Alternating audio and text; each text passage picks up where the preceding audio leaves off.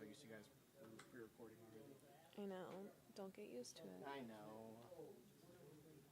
But it's so much easier. It is.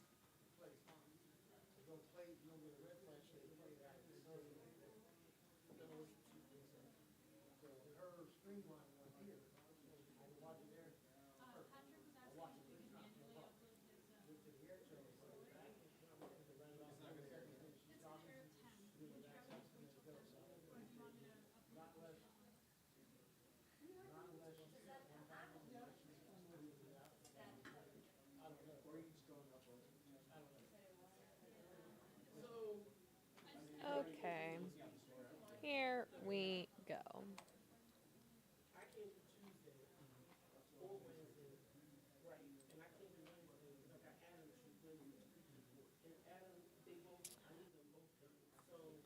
Welcome into Sports Tonight, your Friday edition. We have some good sound and previews for you because there is a lot going down tonight. Obviously, we have a lot of high school football. You'll want to join us tonight at 11 for a couple of those games.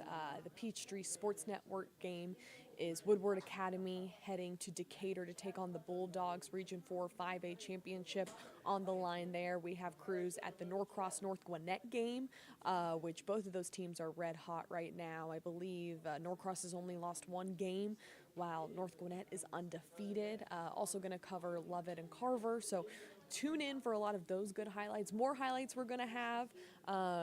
We definitely have to talk about this Inter Miami Atlanta United game. The playoffs first round are finally here. Atlanta United is in Fort Lauderdale to face Messi and Miami. The best of 3 series gets started tonight at 8:30.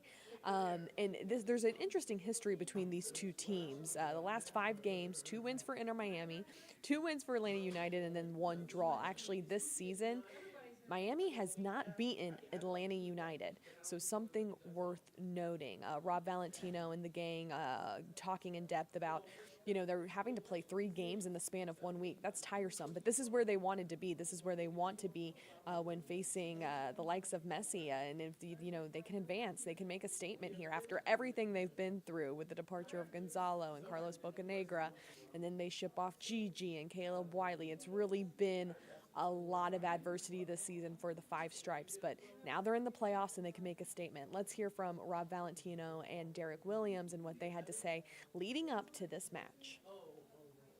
How's Pedro's status? Good. He got out there today. He's for sure really sore. So we'll just evaluate. We're just trying to get guys turned over. So evaluate him as the day progresses and then even into tomorrow. And it was from the tackle in the first half, is that right? Yeah, I don't know if it was more of he landed on him, or I can't exactly remember it, but yeah, it was like essentially almost like a stomp on him, not on purpose, of course, but on his ankle and Achilles there. Any other injury updates to anybody? No, I think everybody else is the same. Okay, Mascara's still out. Yeah, he's out, yeah. Q's still out. Mm-hmm. Okay. A 3-game series, do you approach a 3-game or potential 3-game series any differently than you do a wild card one-off? No, I've approached every game. The game at hand is the one that matters. Can't think about what's going to happen at the next one. There's for sure 2 games, so focus on this one and go for the win. That's the aim of the game, and to go for the win, and then we'll worry about the next game as it comes.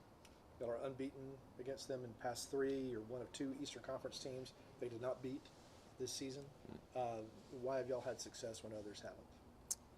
Look, we were pretty efficient in our chances. I think that if I remember correctly, when we were there, we had to defend deep a lot of times. We were pretty good on the counter. The chances that they had, we limited, and they had one really good chance, obviously, that Messi ended up scoring when we were there. But before that, they had other things that they created and just didn't finalize for them. On the other hand, we finalized our transition moments, and we were relatively efficient with the ball. Is there such a thing as a formula to try to use when you're playing them, or is it just circumstances dictate what's necessary? No, the formula probably changes every game because they've got players that can play in different positions. They've got a really deep squad. So even the game here was a little bit different than the game was in Miami. The circumstances will be a little bit different for sure, no matter who plays for them. But there's no perfect formula for that. That's for sure. What would be the importance of recovering the ball quicker and have possession of the ball in this game? Yeah, I think recovering the ball as quick as possible, typically whenever we play anybody, is important. But knowing that, yeah, there's going to be spells where we don't have the ball. That's been true for a lot of the opponents we've played against. It's been something that we've touched on about being better defensively, something that we thought we could be a little bit more, make progress in and help us win more games. We've seen little bits, or we're not complete at that yet, for sure.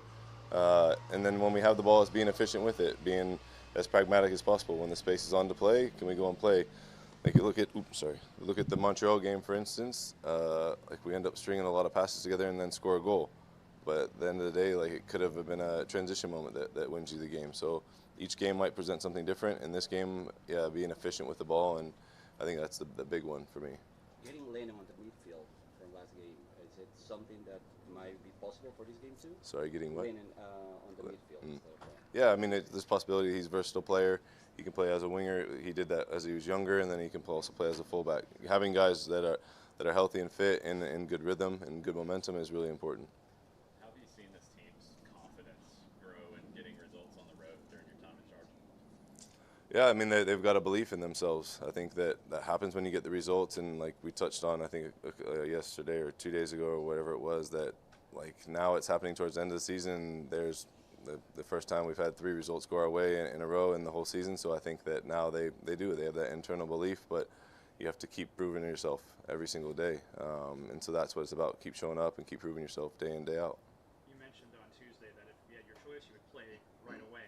Obviously, you have to wait a couple of days, but do you sense that maybe that's kind of the same attitude you're seeing from the players as well, that they were maybe it's kind of a boost in the second part of the season where it's such a long grind that now you're in the playoffs, you're winning games, and that maybe everyone kind of feels the same way you do going into the series? Probably not. They probably don't feel that way. I mean, they're running around and all that, so it's not me. It's just more the mentality for me is that like this is exactly where we wanted to be. We wanted to be in the playoffs. Whether it was for me at that time, like when it came down to it, was whether you're 8th seed, 9th seed, whether you're in the wherever you're at, you just want to be in postseason. So at this point, would we have wanted there to be something different? Sure, off the start, we wanted to be in a better spot. We weren't. So at that point, we were like, hey, we want to be here and we want to continue on. So that was my comment about I'll show up the next day. I know they wouldn't think the same thing. But, yeah, there's something to be said with just having momentum and playing again. Would I prefer there to be more rest? 100%. I think it's a little bit crazy that of our last 3 games, this will be our 3rd one. The travel schedule, the games, and that's difficult. So, but there's no excuses. Like this is exactly where we wanted to be, and now we're blessed to be here, and we're going to push on. How do you combat that? Because it is an unusual, crazy schedule of the playoffs, so it's very high intensity matches. What do you do differently to kind of make sure they're good to go, so they get the best out of it? Yeah, I mean recovery, sleep's a big thing. So when we got back as quick as possible, it's just getting them to get to their houses, get to sleep. I mean they've got to recover as quick as possible. When we get to Miami, different recovery methods, and that they eating food, all the right nutrition stuff. So that's the biggest part. There's not a ton on the field that we have done, and then also making sure that they're mentally fresh and ready to go. And from a mental standpoint, the fact that now you guys have been in a situation where for the last week and a half, 2 weeks, you guys have been in these must-win situations. How does that help you when you enter now the playoffs, where you guys have been in that mentality mode where we need to win the playoffs for the last week and a half? Yeah, well, it's been like that for a while, to be honest. So the mentality, I told them, hasn't changed. For me, it hasn't changed. Every game's must win, and that's how we show up, and that's how we've been approaching it. And when the result hasn't gone our way in the past, we've dusted ourselves off and kept showing up. So now over the last, it's not even been 3 weeks, over the last however many days that we played these games, the mentality's been the same. We come, we live to fight another day, and now we wake up, we live to fight another day, and now we go again. So now the mentality won't shift from us, and it's all about the inner belief that we have, and everything on the outside won't matter. Jay and Salish have been really solid in the midfield for you guys. How important are they going to be going up against this heavily offensive side in Inter Miami, and especially how well they did in the last game when they were at the Vens? Yeah, I mean those two have done a really good job, and they've created a good partnership. And then also we have other midfielders that can come in and make a difference when they get leggy as well. So there's competition in there. I've said it before. Although I'm sure the other guys would be more disappointed in not playing as much as they maybe think they should. Those two have done a good job, and I think that's just also having competition is really good at this point, to have guys that can come in and still make an impact. those two, whether it's those two are chosen to play, that I know they'll be ready to go and make an impact as they have. How have you seen that relationship develop between Jay and Slush as being in the midfield? Yeah, I mean, from a more of a social standpoint, Jay's a character that likes to give a lot of banter, and I think his teammates like giving that banter back. So, and he's a younger guy, so giving that on the other side, it's something that he's come accustomed to. So it's been fun to watch how they interact with each other. But I mean, all of them, like all of them treat each other. So it's been a good bond that I've seen them kind of grow into. You've got a 3-game. Oh, go ahead, Jason. You've talked about how much you've learned and looked up to Tata when he was here in 2018. How rewarding, how does it feel to go up against him in this series? Yeah, I mean, like I said, we just wanted to be here, right? And so it didn't matter who we were going to play against. Now we get to play against Miami, and to play against Tata is great. He's a fantastic coach. I learned a ton from him when he was here, and I really appreciated the way he treated me, and even when we saw him the last time when they were here, the way he interacted with myself. And he's thought of fondly, I'm sure, with the fans and at the club in general. He created a lot of great memories for people. So it's something that I'm really looking to embrace, because it was a regular season game where they're chasing Supporters Shield and record of points, and we're chasing to scrape into the playoffs. So we were at different stages, and now you look at it and it's the heat of the moment, and it's the battle to keep playing. So this will be a really interesting one, but I'm always grateful to see him, and I'm appreciative of what he did for me. You've got a 3-game win streak this season. Why were y'all able to have success when most others weren't? I think it was 2 different games. Away from home, I thought we sat back deep, caught them in the counter-attack, which worked well on that day. At home, it was a different game, different team pretty much. They rested Messi, Suarez, Alba. Still a good game. Again, I thought we didn't sit back as deep, but we more of a mid-block, and then we took our chances again. So, yeah. But to be fair, they're in the past now, so it's playoffs. This is when everything means the most. So, yeah, I not really thinking about the past, really. I'm just thinking about the next game, and just know it's going to be difficult. Do you change your approach for a best-of-3 series compared to just like a wild card game? For me, no. I said this before the last game. I've been playing it as the last 3 or 4 weeks. Every game was a knockout game. So no, not for me personally. You still have to go there, get a result. Kind of glad that it goes straight to penalties, especially away from home. It gives you that extra chance to get the win. So no, not for me. Besides Messi and Suarez, what other player do you think is making the difference in Miami? There's a lot. Going forward, Gomez, Alba, and then Busquets on the ball, just the way you can dictate the play, control it. Yeah, Gressel, good crosses into the box. They got a lot of threats. So yeah, we're gonna have to be up really on our game, and then but on the other side of that, I think we can get at them on the counter-attack, which is a strength of ours and which we've shown the last few games. We've been dangerous on the counter-attack. So yeah. Do you think Atlanta United has improved defensively in the last 3 or 4 games? Yes and no. You can say yes. We still conceded a lot of goals, in my opinion. 2-1, I think it was 2-2, so a lot of goals conceded, but as a team we're working very well. I think the chances that they're getting aren't clear-cut chances. Against Montreal we gave them a penalty, and the first goal was a sloppy mistake. So I didn't feel like they had many clear-cut chances. They had a couple of shots from outside the box, but other than that, no clear chances, so that was a positive. But I think the midfielders have been doing brilliant for us. They've been doing a lot of running and just stopping, putting out the fire before it gets to us. So yeah, they've been doing a great job. Piggybacking on that question, of the goals you've allowed in the past 2 games, only one of them, it seems like, was a lack of focus. The Orlando, the first goal, yeah, when the crosser was unmarked, the guy at the front post was unmarked. What has led to the improvement by y'all in that area, do you think? I think we've had meetings, critical meetings, where we said, look, you need to do better here, you need to do better here. And we've just been taking accountability, all of us. So when the ball comes in the box, you take a man, or you try to do two jobs at once. So yeah, just being more accountability and just being ready. When that ball's about to whipped in, you're ready, your body's open, and yeah, you try to be first onto the ball. Last one, me. How do you feel playing on line of four? Seems that you're getting Sorry, how do I feel? line of four in the back. Yeah. It seems that you're getting better at that instead of playing three. How do you feel about playing four in the back? I think our best games we've been playing four at the back. I think we went to it.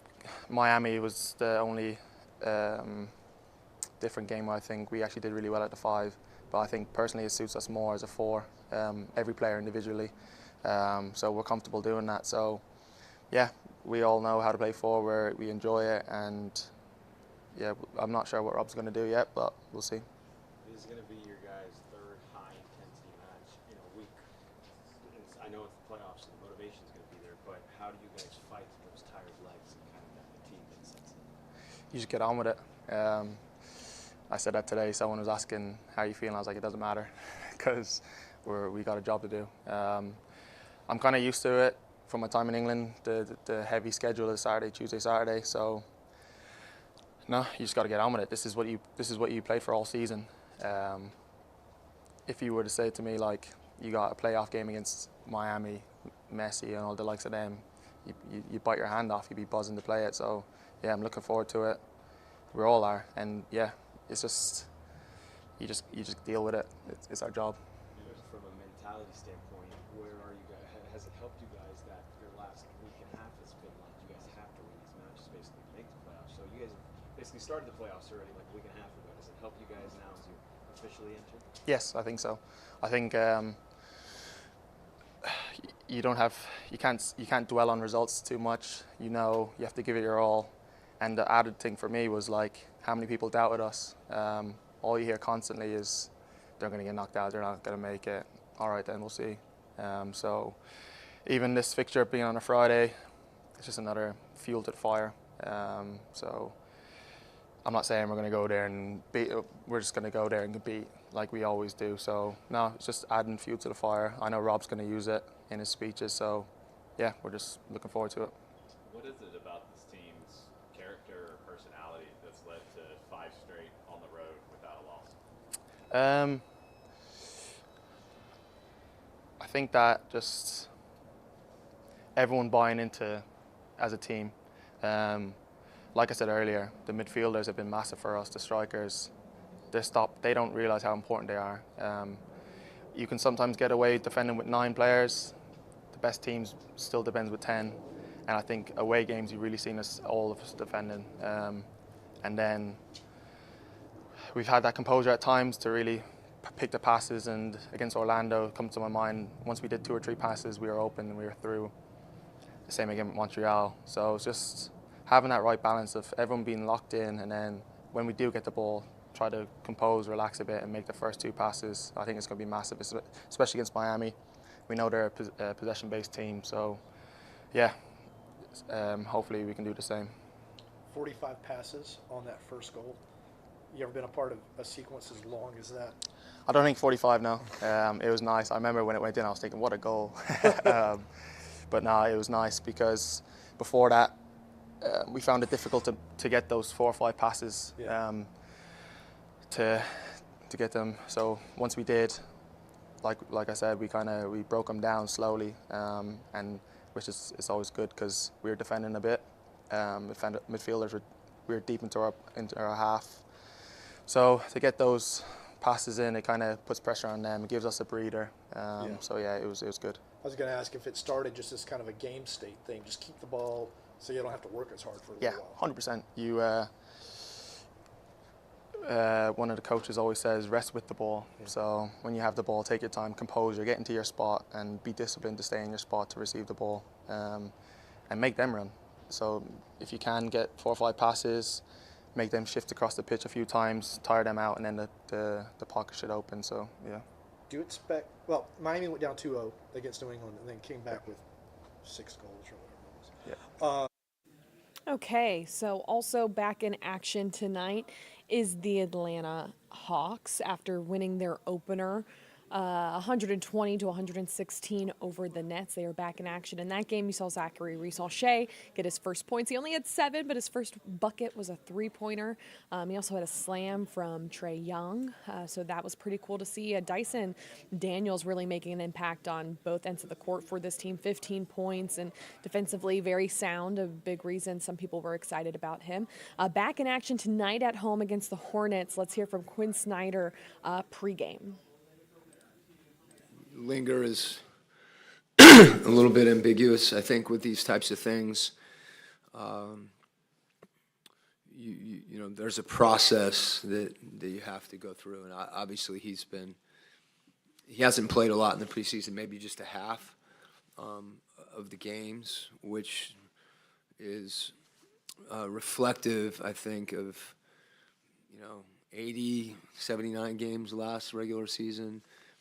And really a full summer of training and competition, and so I think we're aware of that, and as a result, want him to be, 100%, if not close to it. And he's not there. I couldn't give you a more specific answer than that. Hey, Coach, I was curious about, with communication being an emphasis, especially on the defensive side of the ball. When you have a guy that's pointing out, a matchup that's open or anything like that, and somebody's head is the other way, is that a matter of you asking that guy to maybe speak up in a different way, or a change in the way that they're communicating so that that guy doesn't get maybe an open shot off? Yeah, I think, sometimes it's as simple as someone not hearing you, so you want to talk louder. Sometimes we all know, it's really, can all walk through the times and the challenges of communication, whether someone isn't aware, they're thinking about something else. It's not always effective. Sometimes you may not agree with something someone says. I think the biggest things are there's certain things that we know we need to say, and in a particular situation, and that's really as much as anything. In transition defense, pointing's probably pretty good, because someone's got to handle that. You don't really know who it could be at a given time, but yeah, it's reflective in so many ways, and I think it's also sometimes guys don't know what to say, so trying to give them an idea of what we want to say in certain situations, so there is clarity. But again, it's something that is connective, and you need, to the extent you're good at it, what you're able to do. There's a back screen the other night. There was confusion on the play, and we weren't able to call it, and you give up a layup. So you want to clean. Some of those things will happen. You want to clean up as much of that as possible. You got to the line. I'm over here.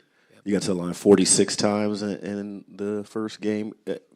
What does that offer you offensively? How do you continue that? I'm sorry, we got what? You got to the line, the free throw line, 46 times. Well, they were fouling us. Like, if you watch the tape, like, we could have been to the line 80 times. That was a game that, we played through that in the second half, and I think as a result we got to the line. We had to be tougher.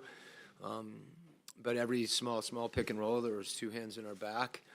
Onyeka there were some crucial situations, and that's not to diminish the challenges for the referees, but when a team, I feel like that was game planned, and it has an impact on the game, and you have to adjust to it, and it's not easy for anyone. But as I said, I didn't think I thought there were a lot of things that were not called that could have been, and unfortunately sometimes I thought the tone of that game, we had 2 really, really concerning plays. That's how Jalen broke his wrist last year. He got turned upside down, and that had a huge impact on our season. And there was a couple times that happened where you just kind of go, you're worried. And when a game gets out of hand like that, there's more of a possibility that could happen. And I say that in one breath. Well, that stands alone. But I say, you can also make the argument that physicality, is part of the game. So I understand that too. There's some specific situations that we need to be stronger in. But it's hard to roll in a pick and roll, which is something that's been effective for us when you're being held.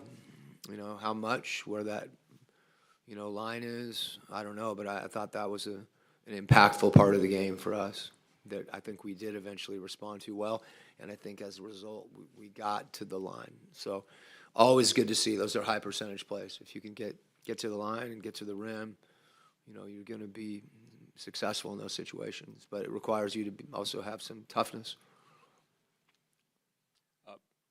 You may not know the answer to this question, so maybe it's not quite fair to ask, but going back to your first stint here in Atlanta, when you left in 2014, did that kind of make the opening on the staff that Charles Lee may have gone into?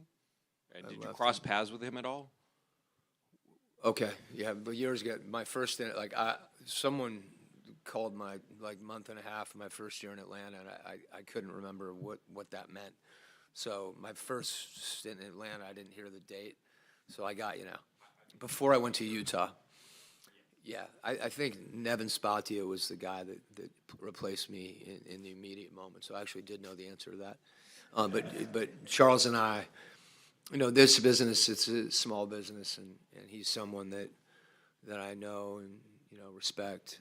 Our path, we've never worked on the same staff together, but we have a lot of interconnectedness, so to speak. One of his head assistant was with me here in Atlanta, and he came to Utah, Lamar Skeeter, and and obviously Charles has a lot of respect and enthusiasm for Lamar, but I was really excited for Lamar when Charles hired him. So that I think that's common in the league where you have relationships that people blend together, and there's trust involved in that. So, Hugh, with Onyeka getting the bulk of the minutes in the second half, was it due to how productive he was and the kind of rhythm that he may have had for you to kind of stick with him going down there and close of the game?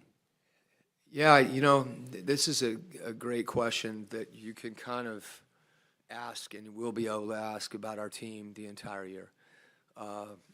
And one of the things that for me, that I always think about when you make a decision like that, and let's put it in the positive, because we won the game.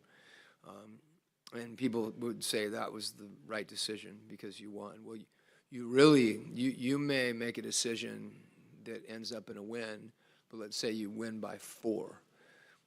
Had you made a different decision, maybe you would have won by 12. If we had the benefit of this alternate reality, that